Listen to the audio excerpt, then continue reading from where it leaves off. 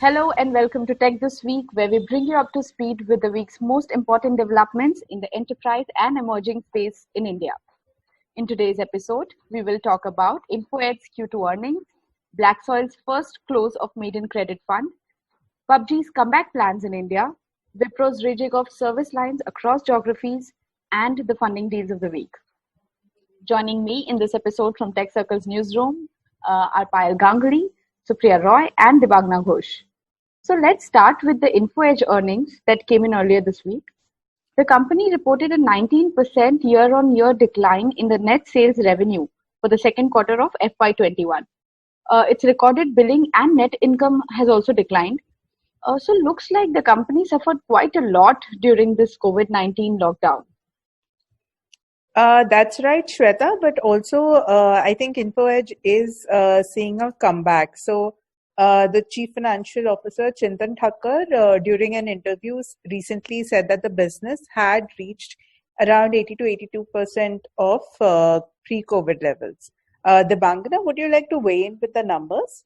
Yes, the performance was pretty dismal. The sales revenue declined almost 19% year on year. So net sales were down to rupees 256 crores for the second quarter. And profit before tax for Q2 stood at rupees 65.4 crores, which was much lesser compared to rupees 110.7 crores in Q2 last year. The recorded billing too went down by 17% year on year at rupees 249.5 crores. But like the company has been saying, this has been a gradual improvement or rather recovery on a quarter-on-quarter basis. So, yeah, billing revenue has seen a 32.3% growth for Q2 as compared to Q1. And what does the FY21 outlook for the company look like? Well, Shweta, the company has been in news lately more for its investments in the startup unicorns, namely Zomato and Policybazaar. So this includes Zomato's recent announcement of 146 million in funding, and also it's being touted as its pre-IPO round. As for eTech Aces Marketing and Consulting, which is the parent entity of Policybazaar, it has also said that it's going to go public in 2021, and Policybazaar is also seeing a lot of secondary transactions where early investors are making way for new investors in the cap table. So overall, in financial year 2021, market analysts expect that there'll be a 13% decline in revenue, largely driven by the 44% drop in billings revenue from Q1. Joining us for more on this is Hitesh Oberoi, CEO of Info Edge, who is in conversation with our colleague Kunal. Hitesh, welcome to Tech This Week. Thanks for making time for this interview. Thank you for having me. Yeah. So, Hitesh, the second quarter this year actually saw a dip, right, compared to the previous quarter and the 12 months ago quarter. So, what did you make of? What were the highlights of what you saw in the last 3 months? Yeah. So Q1 was very bad for us because there was a stringent lockdown nationally, and almost every company had to transition to working from home. Hiring came to a standstill. So everything was shut for a while. Things started to improve towards June. In the months of April and May, traffic was down 60-70% on all our platforms. In 99 acres, collections were down 80-85%. Okay. We saw slight recovery in June once the lockdown started, once the unlocking process started. And so if you ask me how was Q2, it was much better than we expected it to be in the month of July, right? Okay. We sort of ended up collecting, Naukri collections were about 80%, or billings were 80% of what they were in Q2 of last year. In 99 acres, we ended the quarter at 77% of where we were last year. Jeevan Sathi and Shiksha actually grew over the previous year. And this is the quarter average. September was actually even better than the quarter average. In September, in Naukri, we hit 90% of September last year. Right.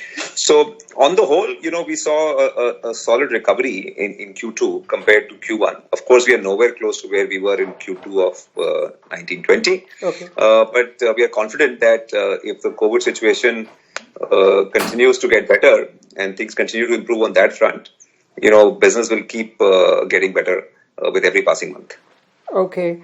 How did what was the impact on the recruitment solutions more specifically, in terms of because I think that's the one where quarter on quarter it saw a pretty huge dip, right? So the dip you are referring to is in revenue dip. See, revenue is a little different from billing. Billing is what we collect in that quarter, and revenue is recognized over a period of time because we collect the money in advance. Okay. So actually, from a billing standpoint, things improved in Q2 over Q1. Okay. They improved, in fact, substantially. From a revenue standpoint, we saw a dip because Q1 was very bad, and like I said, we collect the money in advance, and that is recognized over a period of time. So that impacted our revenue recognition in Q2 because Q1 was very bad. Billings in Q1 were down actually almost 50% compared to the previous year. The others category also saw, from a revenue standpoint, the others category saw, a 12% increase. And I just wanted to understand that particular thing because I think jeevansathi.com, the ad spends have also gone up, right? Yes. So the others for us, we report, I think, 3 different segments: recruitment, real estate, which is 99%, and others. And others include Jeevansathi and Shiksha. So both Jeevansathi and Shiksha grew in the quarter in Q2. Jeevansathi grew by about 14-15%. Shiksha grew by about 8-10%. Jeevansathi billings actually grew 18.5% over previous year. Yes, you are absolutely right. We are seeing a lot of competitive activity in the matrimony space. All the players in the space are aggressively spending on a customer acquisition. At the same time, we are also seeing prices being discounted. So that's impacting revenue growth for a lot of players. And yes, we also upped our ad spend substantially, on Jeevansathi during the quarter. Okay. So when I look at the results and when I look at how the markets have taken to it, it seems like the markets are quite unaffected. I think post-COVID, amongst the internet stocks, InfoEdge is really on a high. What did you make sense of the market's perception? Well, to be honest, it's very difficult to make sense of the market. We've been listed for the last 14 years now. We've seen all kinds of prices in the market. Okay. Just 6 months ago, we were trading at half the price we are trading at today. But then we had a successful QIP, and now, of course, we are trading at a 52-week high. So, what we've learned over time is that we are operators. We understand our customers, we understand products, marketing, sales. And so we would rather focus on these things than the market. But I guess what's happening in the market at a very macro level is that, COVID is being referred to as Chief Digital Transformation Officer, right? Okay. So that's the impact COVID has had on the economy. It's going to increase the sort of adoption of digital sort of technologies. It's resulting in consumer behavior changing in many categories. Hitesh, thanks so much for making time for this. Thanks, Kunal. And moving on from InfoEdge, this week we saw Mumbai-based venture debt and NBFC Blacksoil announcing the first close of its maiden secured credit fund at $14.7 million, which translates to 110 crore rupees. The fund said that it will look at an average check size of 10 to 20 crore rupees across various segments that it will do deals. We have Ankur Bansal, who is the co-founder of Blacksoil, joining us on the show to discuss the plans of the fund. Thank you so much, Ankur, for joining and taking the time out. My pleasure. So if you could start and brief us a bit about the AIF, how much of the fund it is and what's the target corpus like? Yeah, so we are looking at a target corpus of around 350 crores. And we have raised now 110 crores from select HNIs and family offices. So almost 3 dozen investors have sort of participated in this first close of our India Credit Fund. So what is the plan? What sort of startups are you looking at with the for the investments? So far, what we have been doing is been investing our venture debt kind of asset class through our NBFC. where we were sort of investing in host of transactions where companies were having raised even like $200-300 million were also being invested, and even companies which have raised maybe like something like a pre-series there were also being invested from the same book. Primarily, we have been funding all kinds of venture-backed companies so far in the last 4.5 years of our journey. But now with this new vehicle that we have put in place, our focus is going to be from this vehicle to invest in more larger startups. What I mean by larger startups is companies which have raised at least like $8 to $10 million of equity money. And to them, we wanted to focus using this new vehicle that we sort of set up. And the idea basically is to provide our investors a set of companies which are sort of stable, established, and sort of are in a business model where they're not really pivoting, right? So their margins are focused, their unit economics is established, their cash flows are very established. And thanks to pandemic, now everybody's even focused on bringing their burn down and even talking about EBITDA profitability. So our idea will be to work with companies who are reaching that strategy, sort of focus on that strategy and trying to make themselves EBITDA positive, or maybe they're already EBITDA positive. And interestingly, there's a lot of such companies out there, and they want to sort of use debt for myriad reasons, ranging from using it for working capital, using it to bridge the next round, using it to sort of invest in capex. So there are sort of a very interesting use cases coming out across sectors. So any particular sector that you guys have in mind which you're planning to look at? So we are sector agnostic as such. Earlier also we have been working across various business segments. So that will remain the case. It is going to be more focused towards companies in that specific, area that they are performing. Are they doing well or not, right? So of course some sectors will be out of favor and some sectors will do better. But as you know, we are coming out of COVID as such, at least for the time being, and things, the way they're performing, even things which are out of favor will start looking better in maybe 6 months from now.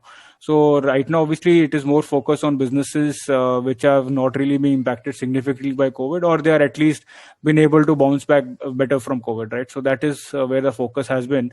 As such, overall, we like to obviously work with more towards B2B companies. That's always been our primary focus. But obviously we've done in the past B2C as well. But B2B is something we have a stronger preference for. And also for companies who are in the, using really technology sort of in very innovative ways to sort of create a niche for themselves in the specific segment they are operating in. So as such, sectors we have worked in the past which we like have been logistics, it has been pharma, healthcare, and SaaS companies. And we have also loved to work with companies which are using their platform business, right? So that continues to be our interest. There's been a lot of high interest in edtech, but we have been very cautious in that space right now. Because I think it's sort of more of a bubble moment right now happening because of COVID. We will be more on wait and watch on that space. And Ankur, is there also a target in the number of deals that you're looking to, fund with this particular AIF? Yeah, so at least 20 to 30 transactions is what we're looking to do. And that would be in the time frame of? Next 3 years. Okay. And also the target corpus that you were mentioning, is there already a target, timeline-wise, a target set for that too? So as per SEBI, you have to have a definite timeline when you're sort of doing this fundraise. So generally next 1 to 2 years is what we have to try to raise the entire fund. All right, Ankur, that will be all. Thanks a lot. Thank you. Bye. Moving on, Supriya, what has been happening at our enterprise side of coverage? It's been a fairly busy week, Shweta, with the sector heading towards the last month of the third quarter, which is December. When the deal making announcements slow down with Christmas and New Year, and So this week, Happiest Minds and Tech Mahindra announced a few partnerships. Infosys rolled out an integrated AI offering. TCS announced a couple of acquisitions. Wipro and Infosys each announced a new contract. And most notably, Wipro redid its service lines and markets to what it said would help get it closer to a global set of clientele. Yes. About that, Supriya, do you think other IT companies are also lining up to make similar announcements in the near future? Or do you think I'm jumping the gun? Yeah, no, you're not. Given how the revenue breakup between service lines is changing rapidly across companies, so the rejig is more of an adjustment that way to prevailing trends in terms of the way that their clientele is demanding services from these IT companies, and more importantly for these companies to be able to diversify their service lines across continents. As against the traditional approach of IT business concentration in mainland US. In fact, I was speaking to Parikh Jain earlier today. So he's the founder of this Bangalore-based IT consultant, IT outsourcing advisory firm, and we were discussing about how the Wipro development is actually in line with what other global peers are doing or have done. So Accenture had a similar announcement earlier this year in January. Capgemini had announced it a couple of years back, I think. HCL also did a service line rejig recently. It combined 5 units into 3. And Pari told me that Cognizant too is moving to that format of a model. Broadly, what does it mean for the immediate future? Wipro replacing its current structure of, I think, 7 strategic business units, service line, and 9 geographies with 4 strategic market units and 2 global business lines? Yeah. Broadly, it helps them maximize revenues from clients in different geographies. Now, vertical level structure tends to skew towards, the United States, UK, and does not necessarily push towards other geographies. So, broadly, it simplifies the whole structure, which is the need of the day, given how lines are blurring between what is digital apps or core engineering products and platforms. I mean, the earlier segmentation is sort of out of sync with changing times. So other companies may also rejig, their go-to markets order, like what Shweta alluded to earlier. But to make a tangential point here, Google parent Alphabet too, in its latest quarterly report, had said that it would report its cloud services revenue separately from the coming financial periods. Does that answer your question, Debangana?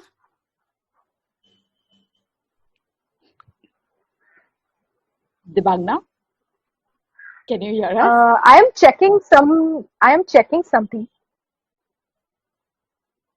We're recording, right? Well, guess who's back then? Who? PUBG. PUBG. Okay. Yeah. It's making some comeback plans, right? Yeah, well, I think, what's up, Devangna? What were you trying to do?